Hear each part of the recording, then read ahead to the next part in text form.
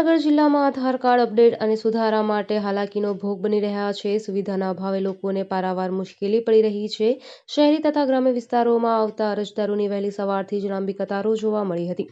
શિયાળાની ઋતુમાં કકડતી ઠંડીમાં વહેલી સવારથી જ જનસેવા કેન્દ્રો બહાર વાલીઓ તથા વિદ્યાર્થીઓ આધાર કાર્ડ અપડેટ માટે વલખા મારી રહ્યા છે। ત્યારે વહેલી સવારે 5 કલાકે આમ આદમી પાર્ટીની ટીમ દ્વારા આધાર કાર્ડ અપડેટ સેન્ટર પોસ્ટ ઓફિસની મુલાકાત લીધી હતી। ત્યારબાદ લોકોની સમસ્યા જાણી તેના સમસ્યાના સમાધાન માટે જિલ્લા કલેક્ટર સાથે બેઠક કરી તથા આવેદનપત્ર આપી તાત્કાલિક અસરથી નવા સેન્ટર ઊભું કરવા માટેની માંગણી કરવામાં આવી હતી। સાથે સાથે કેવાયસી અપડેટ ડિપાર્ટમેન્ટના ડીસી સાથે પણ મુલાકાત કરીને લેખિતમાં રજૂઆત કરી તાત્કાલિક અસરથી કેવાયસીના પણ નવા સેન્ટરો ઊભા કરી અને લોકોની હાલાકી દૂર કરવા માટે રજૂઆત કરી હતી। આ તકે આમ આદમી પાર્ટી જિલ્લા પ્રમુખ રમેશભાઈ મેર, જિલ્લા સંગઠન મહામંત્રી દીપકભાઈ, સૌરાષ્ટ્ર ઈસ્ટ ઝોન સંગઠન મહામંત્રી અમૃતભાઈ મકવાણા, જિલ્લા મંત્રી ચિંતનભાઈ, શહેર ઉપપ્રમુખ બકુલભાઈ પરમાર તથા સોહિલભાઈ તથા અન્ય આમ આદમી પાર્ટી કાર્યકર્તાઓ ઉપસ્થિત રહ્યા હતા। શું નામ તારું? યશ। યશ, ગામ કયું? રાણગઢ। શેના માટે બેટા આવ્યો? આધાર કાર્ડ અપડેટ કરવા। અપડેટ કરાવવા માટે। કેમ અપડેટ કરાવવું પડ્યું? કેવાયસી કરાવવા। કેવાયસી કરવા માટે। ક્યાંથી માંગ્યું તારી પાસે? નિશાળે। નિશાળેથી। આ નો થાય તો? અપડેટ નો થાય તો શું થાય? શું કીધું છે કે અપડેટ ફરજિયાત કરાવવું?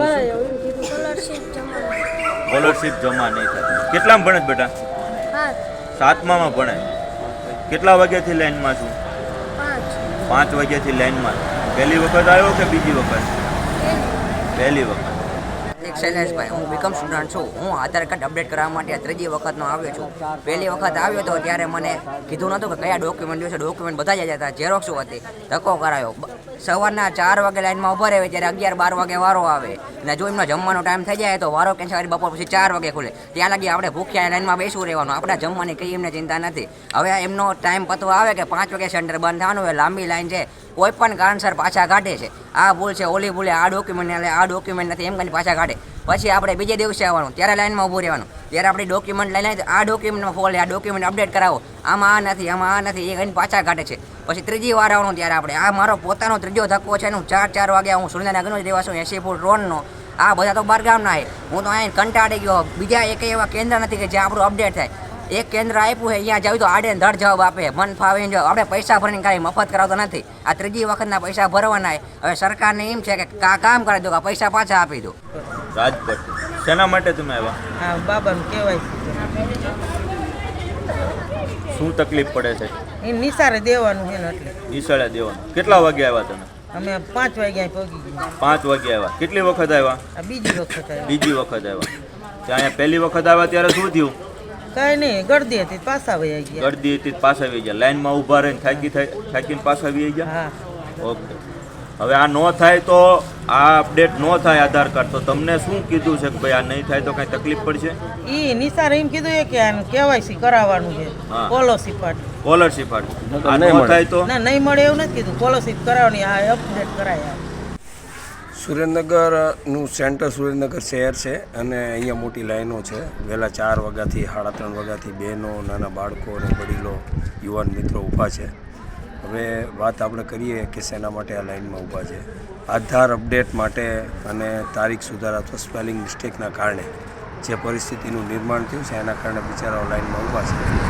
આપણે સરકારી તંત્રને કહેવા માંગીએ છીએ કે આવી રીતે જો તમારે લાઈનોમાં જ ઊભા રાખવા હોય, માણસનો કિંમતી સમય બગાડવો હોય, આવી કઠિન પરિસ્થિતિમાં શિયાળામાં કડકડતી ઠંડીમાં બધા લાઈનમાં ઊભા છે।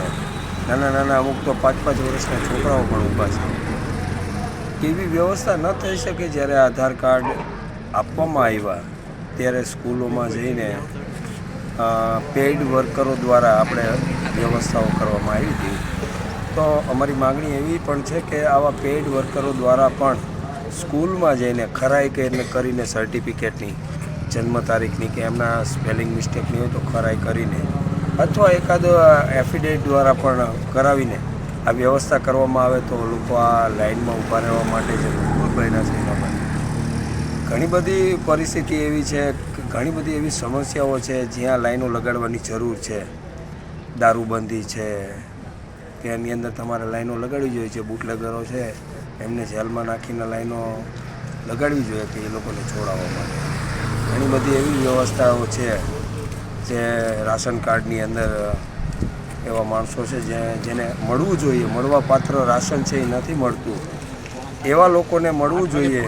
ઘણા એવા માણસો છે કરોડપતિ છે જેના કાર્ડો છે એ BPL કાર્ડ છે, અંત્યોદય કાર્ડ છે. તો એવી જગ્યાએ લાઈનો લાગવી જોઈએ કે જ્યાં આવા માણસો છે એને દંડ કરવામાં આવે અથવા એના આધાર કાર્ડ બંધ કરવા માટે લાઈનો લાગવી જોઈએ.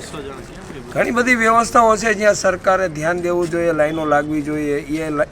ત્યાં લાઈનો નહીં લાગે અને અહીંયા જે બિચારા ગરીબ અને મધ્યમ વર્ગના માણસો છે જે 300-500 રૂપિયા એક દિવસના રોજ ઉપર જઈને કમાતા હોય, એ લોકો સવારના 4 વાગ્યાના લાઈનમાં ઊભા છે અને પોતાના આધાર કાર્ડને સુધારા ઉધારા માટેની પ્રક્રિયાઓમાં ઊભા છે. એટલે અમારી સરકારને અને સરકારી અધિકારીઓને વિનંતી છે કે તાત્કાલિક ધોરણે આ લાઈનો બંધ થવી જોઈએ. પેઇડ વર્કરો દ્વારા વ્યવસ્થાઓ કરવામાં આવે આપશ્રી દ્વારા. જો આમ નહીં કરવામાં આવે તો આ તમામ લોકોને સાથે રાખીને અમે ગાંધી ચિંધ્યા માર્ગે આંદોલન કરવાની ફરજ પડશે આમ આદમી પાર્ટી દ્વારા આ વ્યવસ્થાઓ ઊભી કરવા માટે.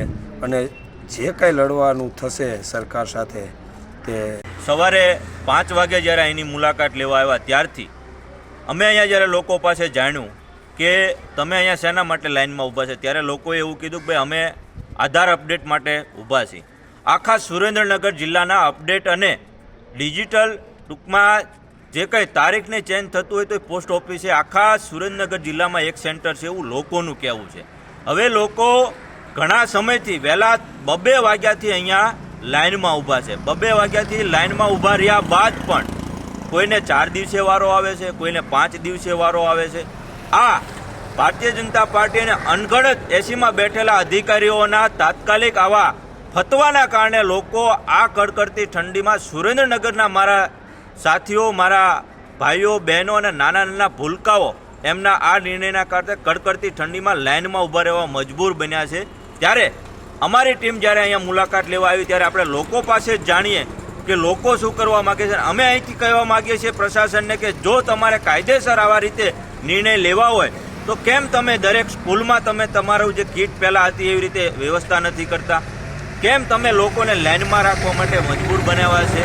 તમે ટૂંક સમયમાં જો દરેક સેન્ટર ઉપર તમે આધાર કાર્ડ અપડેટ માટેની વ્યવસ્થા નહીં કરો તો અમે આગામી સમયમાં અમે પોતે ધરણા પ્રદર્શન કરી અને તાત્કાલિક અસરથી આ લોકો જે લાઇનમાં ઊભા છે, આ લોકોને તકલીફ પડી રહી છે, એનું નિરાકરણ લેવા માટે અમે દરેક પગલાં ઉપર ગાંધી ચિંધ્યા માર્ગે આગળ વધશું. Bureau report Bharatsinh Parmar, Surendranagar.